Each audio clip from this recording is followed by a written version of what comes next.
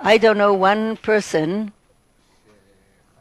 he has to speak closer to the, who thought when the negotiation began, I'll try to swallow the mic, he says.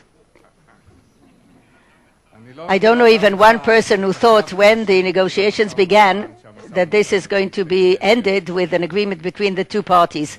And therefore, actually, it's superfluous to ask whether the negotiation failed because the bad management, because I think that all of us thought that this negotiation most likely is not going to be resulted with an agreement without the connection to the way it was held. The only one who may have thought that it would end with an agreement was Kerry, and the reason is clear. When the negotiations ended during the Olmert administration, there were still gaps between the two parties. They never reached an agreement. A new government was formed in Israel under Netanyahu, and it did not continue from the point where the negotiations ended. It went back. There was a regression in the positions of Israel, and what the positions that Israel is presenting now are more rigid than the ones that Olmert presented. And there was the understandable reaction on the other hand, and there was a regression there as well. So in these conditions, it was difficult to assume that now they will reach an agreement. It doesn't mean, by the way, that holding negotiation is not important. In a situation where there's willingness of the two parties to reduce the gaps, the negotiation is very important. And of course, you can also point out a few mistakes that were done by Kerry, but I will not do it just now. In short, a short answer. That's it. Oded, tell me, please. When the Americans are doing now the appreciation of the situation today, what do they understand from this process? Where are they heading to?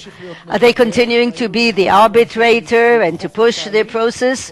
Or they have other things, and maybe Martin Indych's resignation this week actually shows it.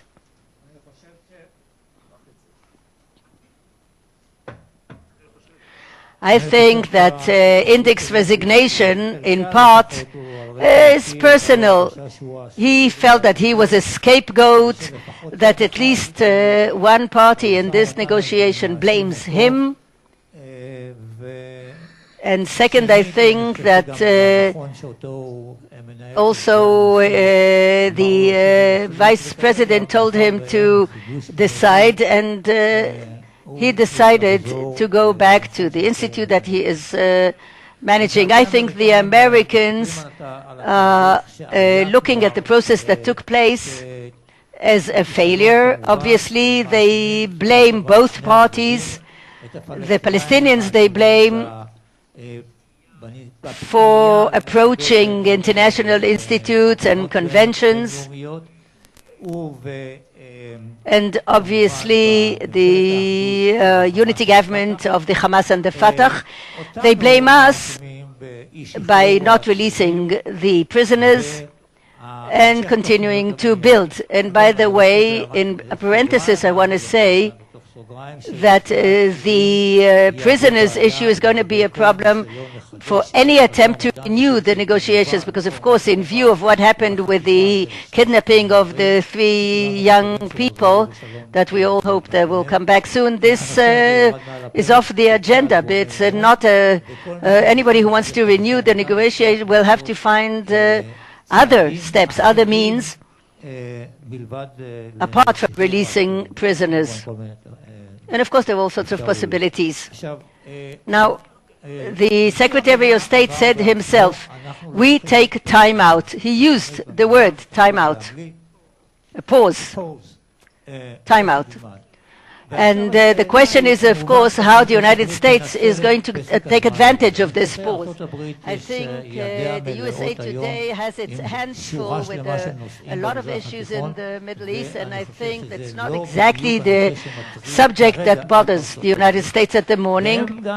And they said if both parties would want to renew the negotiations, then we'll be happy to do it. At the moment, one party is ready. The Palestinians said on principle they're ready to renew the negotiations. There are a few possibilities in the hands of the United States or anybody who holds negotiations. The big question, of course, is whether we go back to the outline of negotiation on all the aspects of the problem from the point of view of the United States, or you learn from the failures. We have quite a few failures of all the people involved, including the United States. Definitely Camp David 2000. Then you look at the roadmap of 2003, the attempt by Bush, Condoleezza Rice in 2008, and the last attempt by Kerry. These are failures that the United States are involved in. And therefore, the United States itself will have to consider if, in fact, the two parties want to renew their negotiations and they say, we cannot want peace more than the two parties, then the United States will have to consider the options that are at hand during the renewal. Either they go for a full outline or they go for interim outline, which means what? Okay, Shlomo, your answer was very short. You're tired today, aren't you?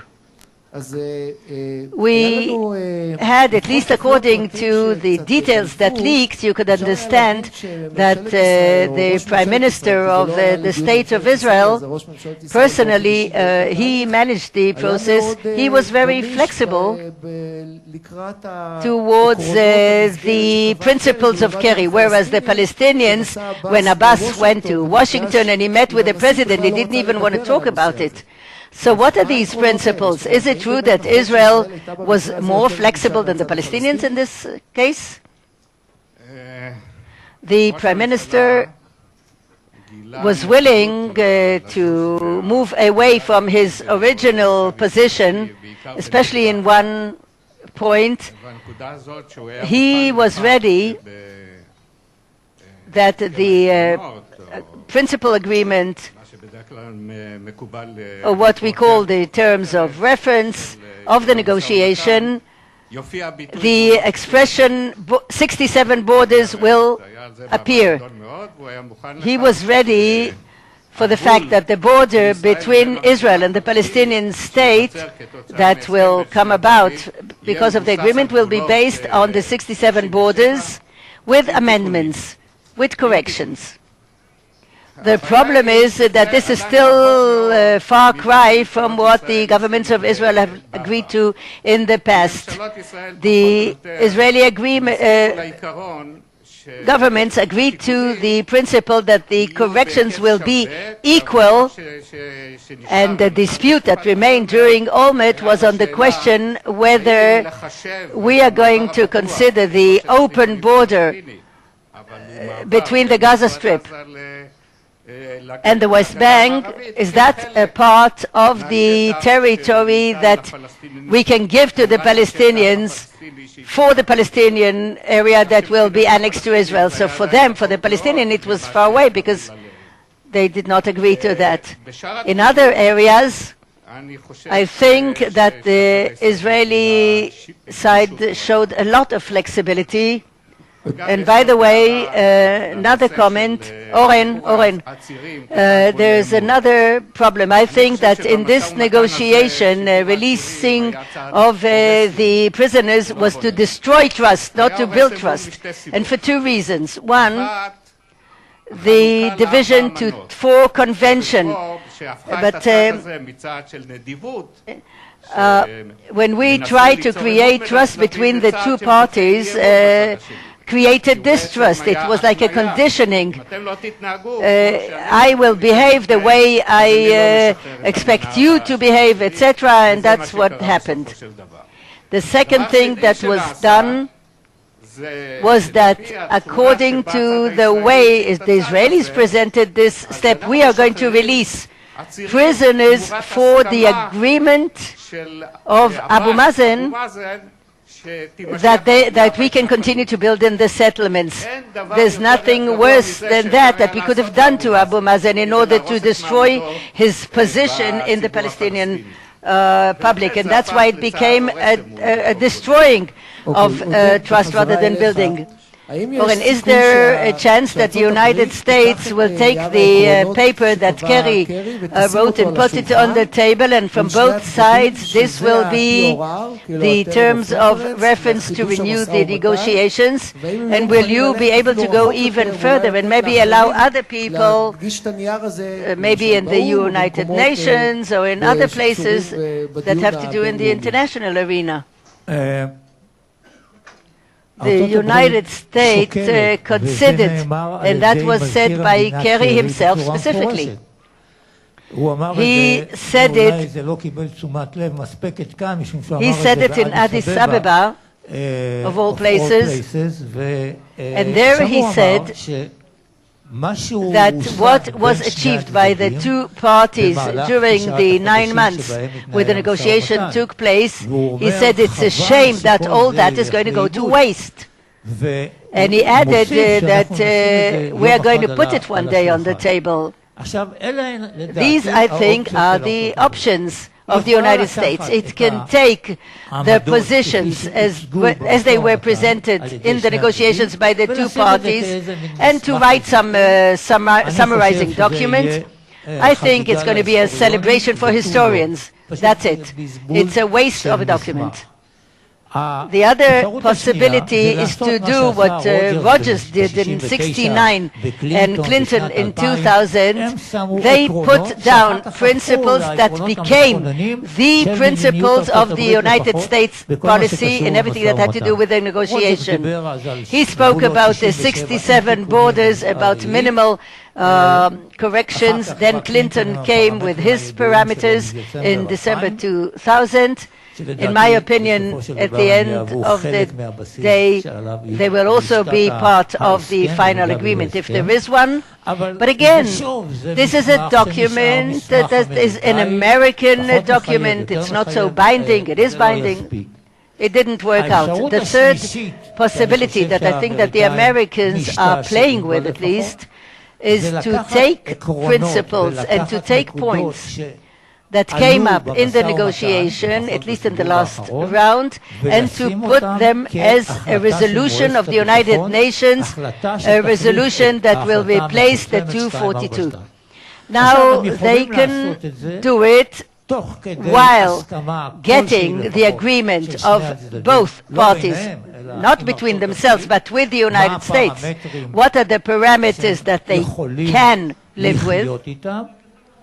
And they can do it without considering the answer of the Palestinians or Israelis, and to go to the Security Council. I think if they do that, any paper that they will bring will be accepted by the five. There'll be no veto of anybody. Maybe somebody will abstain, maybe Russia or China, but I don't think there'll be a veto. And if there be such a resolution, I think it's going to be a very far-reaching step, no question. But I think that this is one of the options. My suggestion to the government of Israel that it should be aware of this possibility and will try as much as possible, if not to prevent it, at least to try and have an impact on the components that will be within this proposal, if in fact it's going to materialize. These are the possibilities that are considered at the moment by the Obama administration. Shlomo, I want to go back to you. This week there was a survey in Washington with interesting data as opposed to what we knew in the past. Less than 30% of the Palestinian population supports the two-state solution. In the past it was 60%. Moreover, some 60% demand to go back to the historical Palestine, from the mounted to the sea. That's what the Israelis say. It's all a game by the Palestinians. It's the theory of stages. Their final target is to have the greater Palestine from the sea to the river, and this is sort of is proven by this survey. We know that Abbas lost a lot of credit in the last few weeks because of the kidnapping and his reaction, and actually he has no mandate to go towards a permanent agreement. What can he do? In this audience, there are greater experts than I am for polls and surveys, but you know, public opinion, it's like a photograph of what's going on. And therefore, when we try to learn from polls, from surveys, we want to see surveys along a certain period. This is a singular poll. I don't know if it shows a trend or it shows a mood. A mood can be temporary. The mood can be a result of the answers of the certain people, of the security situation, which is unstable. If they'll do many more polls and surveys and we'll see similar results, then we see a trend. The question is, what does it mean? I see it a little bit different.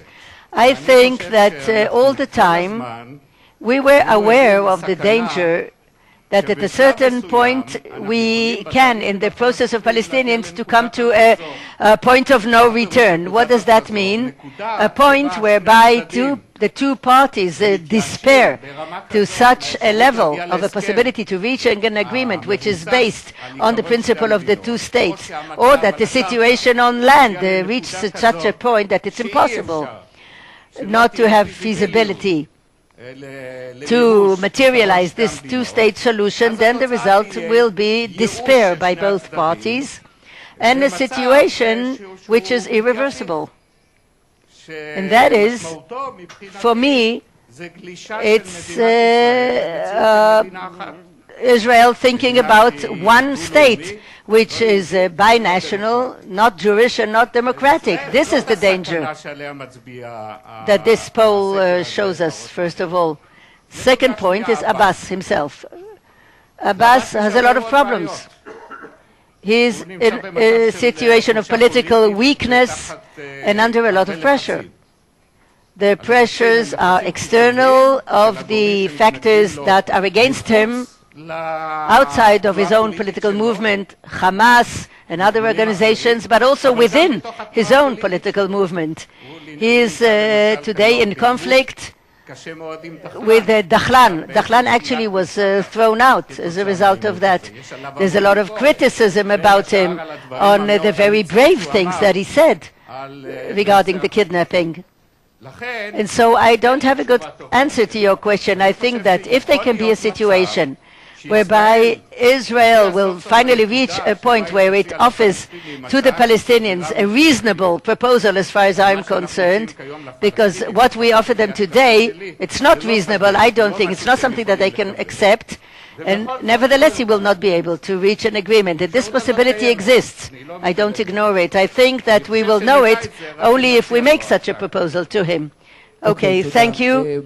In this context, Pnina, I want to ask you, they keep threatening us that Abbas is going to go to the international arena, that we can have achievements and successes. What other possibilities does he have there? I think that the Palestinians have various options that they're actually really going to implement in the international arena. One is the upgrading of their state, reaching the recognition by the United Nations and other countries. But they have already reached that recognition, but they want to expand it.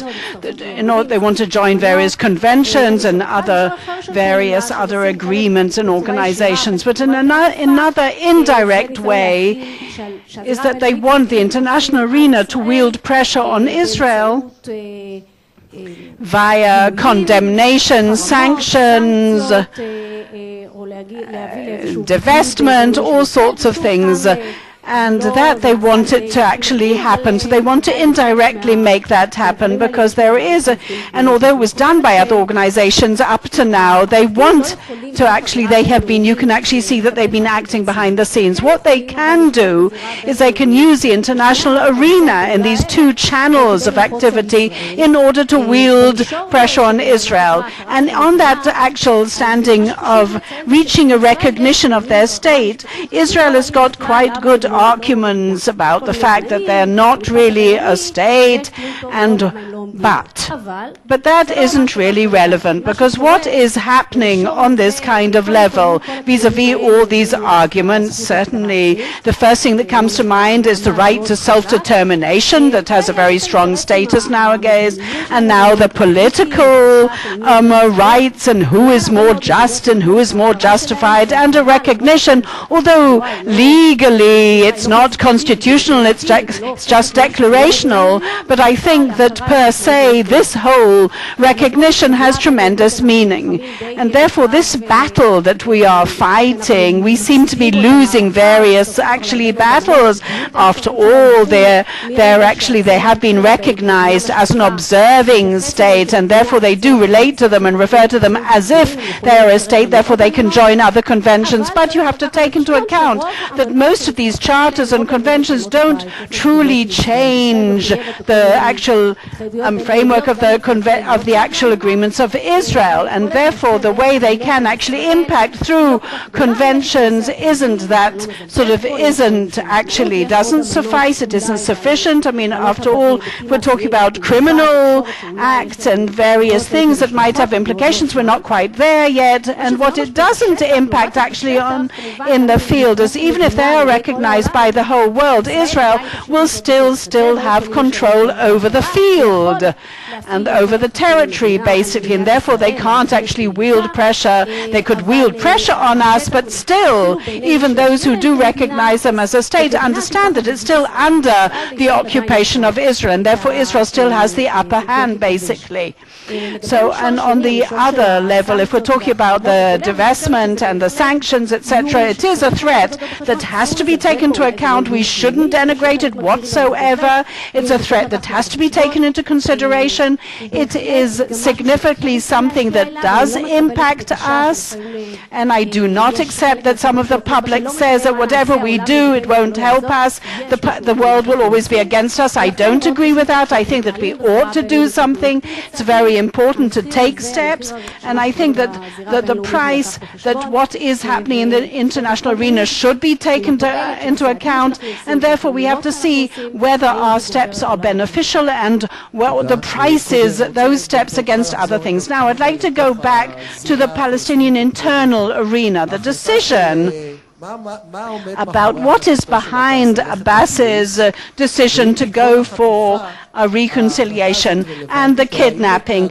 Now, his behavior during the kidnapping and the actual condemnation of it, does it mean that he is now he is adhering to the reconciliation, or he's building a second kind of contingency plan for himself, or second channel with the Hamas? I think that the whole issue of the reconciliation is a kind of meeting of interest between the Hamas and the Palestinian Authority, each reaching with its own vested interests into that agreement. It does not truly bridge the absolute differences between the two sides, and therefore the chances of its longevity were sort of small in advance, the probability of them lasting.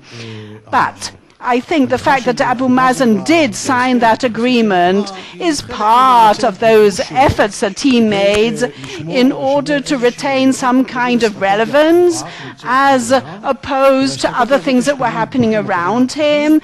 And one of them perhaps explains the way some people defined as a kind of courageous step that he did take despite all that to the kidnapping.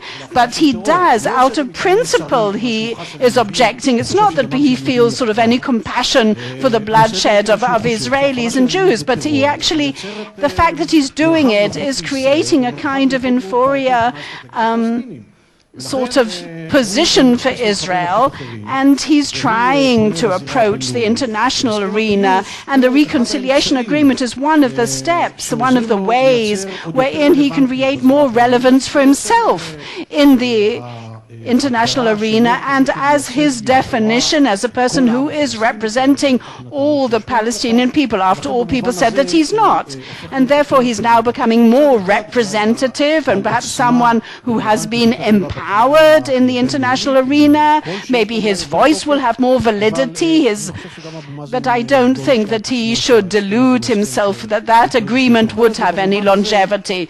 But despite that, his statements and other people's about the knife in their backs by the Hamas isn't something that's really going to be very valid, because after all, what could he have expected? Could he really expected to bring about a change in the basic ideology or the agenda of the Hamas? Would it bring about some kind of moderation or pragmatism on behalf of the Hamas? And if it is pragmatism, it's only something very short term on behalf of the Hamas in order to substantiate their long-term targets. After all, the Hamas has got plenty of patience with very specific targets, and the reconciliation was a kind of platform for the actual serving of those long-term targets. Now, if we are talking about the Hamas, how come they wanted a reconciliation and simultaneously, suddenly this kidnapping took place despite it all? Maybe it wasn't something that happened despite it all. I think that one have to understand that the kidnapping doesn't actually represent the vested interests of the Hamas's leadership at this specific point in time. I'm not even sure that it happened with their full collaboration and coordination. There's a whole Mashal's lecture 3 weeks ago. I mean, you can speak about the spirit of the leadership. I mean, there was a kind of foundation that was built in a determined fashion. Even the reconciliation agreement was some kind of tailwind for this kind of infrastructure or foundation that was being built. But each and every prisoner, for example, is not only a freedom fighter, but he is someone who is worthy or should be a model of a role model and should be admired. And there should be an understanding that there is a national effort, either on the local political level or through other things. They have to somehow release these prisoners, because it is the core and the pith of the whole ethos of the Palestinian national sort of fight and stand. So therefore, when the Hamas creates through Khaled Mashal's lecture its ideological foundation and the legitimacy for the kidnapping, then there's someone usually in the field who may actually be operated by the ways like Salah Harouri, or someone who isn't actually sitting there in the headquarters but rather sitting in Turkey. And he internalizes that kind of legitimacy awarded to him by Mashal, and he prepares the foundation, and then that maturity has now taken place, and the kidnapping take place. It might not be with the agreement of the actual ideological leadership, by the leadership themselves. So therefore, if we look at all this through our eyes and we know what military organizations are, it's not necessarily that they wanted it, but they are now being institutionalized, the Hamas, but they're not totally coherent as yet, and not everything is totally collaborated and coordinated. So at this point in time, it doesn't serve the reconciliation, but in general terms, as part of their worldview and their ideology and their long-term interests, and the fact that they want to hold up that banner of the struggle, it does long-term hold, actually it is congruent with it.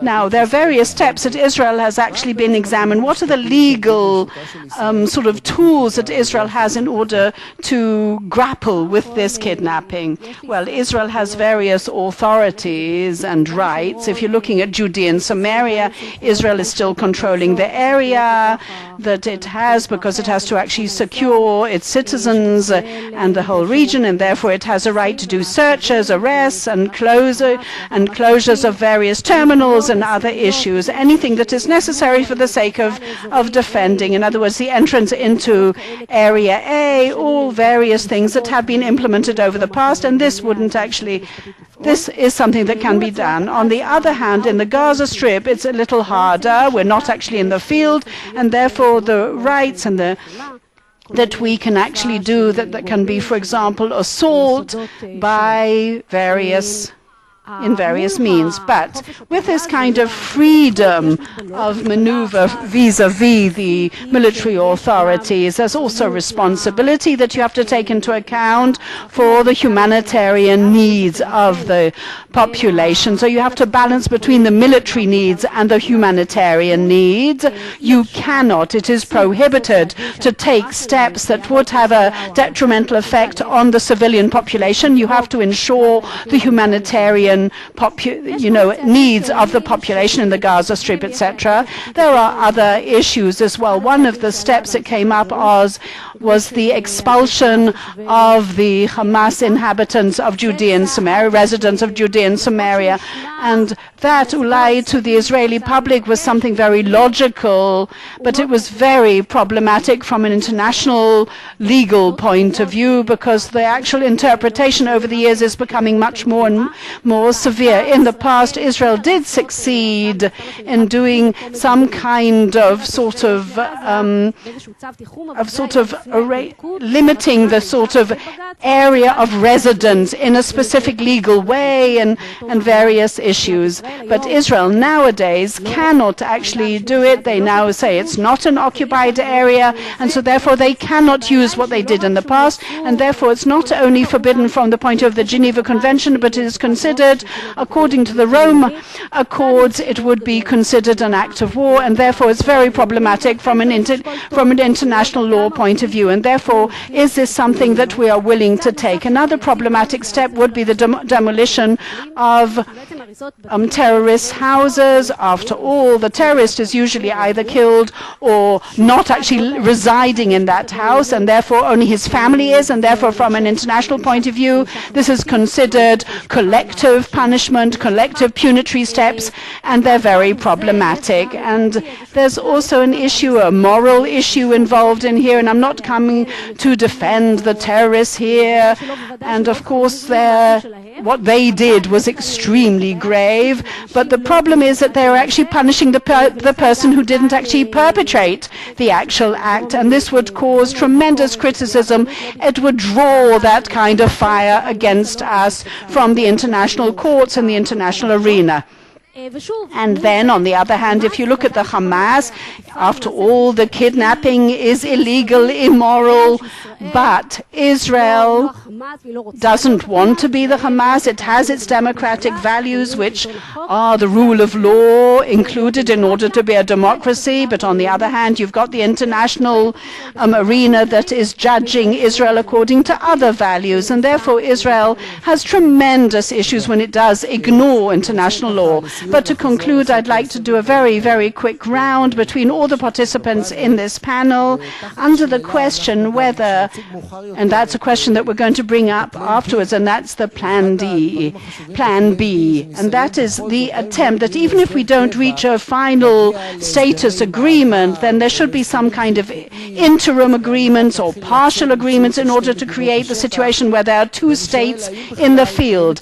What I'm asking, is there feasibility that in the international system, the Palestinians and the United States, could that be possible?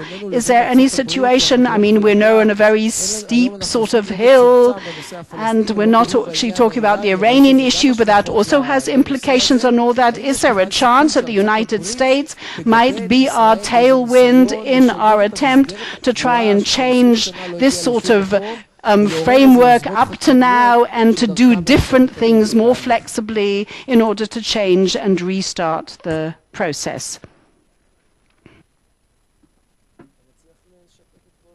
That's the only mic that's working, he says.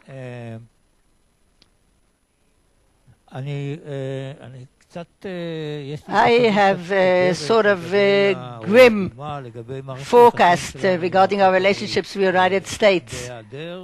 If there's no movement whatsoever in the political process, even on an interim outline. Maybe there's even a danger to a deterioration towards violence between the two parties when the building plans in the settlements are continuing, and when there's a good chance for a bad agreement between America and the international community with Iran, an agreement that Israel cannot accept because it will have elements of continuance, of enrichment, etc. And when the United States is pressured by the international community, especially the EU, and when we are going to be, after the elections to the Congress, November 4th this year, I see a possibility of severity in the relations between Israel and the United States. My solution, and until now we didn't see any signs that Abu Mazen is ready to go for, or definitely not the State of Israel, but the United States sits, at the moment it considers its steps. I think this is the right time to come to the United States with an interim plan, which says at the moment, we didn't mention what's happening in Iraq and Syria at the moment, but on the backdrop of what's happening in Iraq and Syria and the danger to Jordan and Lebanon, can anybody think about a full solution to all the problems? Let's go to the United States. Let's offer an interim solution based on the long-term idea of the two states for the two peoples. But at the moment, let's try something else, something that hasn't been tried until now. And therefore, if the State of Israel is going to adopt such a plan or such an outline and will come to a dialogue about it with the United States, I think that there's a chance that the states will accept it, will try to mobilize the international community to pressure Abu Mazen to go in this direction and to try to start a new political process which is based on an interim plan. Shlomo, a short answer, because our time is short. We have reactions from the field here. Tell me, how can we convince the Palestinians for a different plan, a different outline, not a permanent agreement, it's not all or nothing, but just what Oded described to us right now. Palestinians are traditionally objecting in the last few years, are objecting the perception of interim agreements, partial agreements. We invented the term transition agreements. We thought it would be better. I heard a few reactions from the Palestinians. This ain't it. Their problem is that they're afraid, based on their experience, that the temporary will become permanent. You know that in the Middle East there's nothing more permanent than the temporary.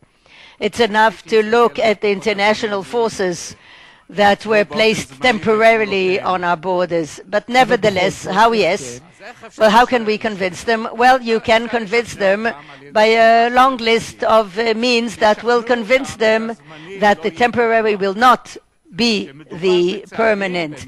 We're talking about steps, part of a plan that eventually will lead to a permanent agreement. How do we do that? First of all, we do it by the fact that these steps are taken simultaneously with the negotiations about a permanent agreement. They cannot be done without such a negotiation, because then they are perceived as an alternative to the permanent agreements. Therefore, for them, it's not acceptable.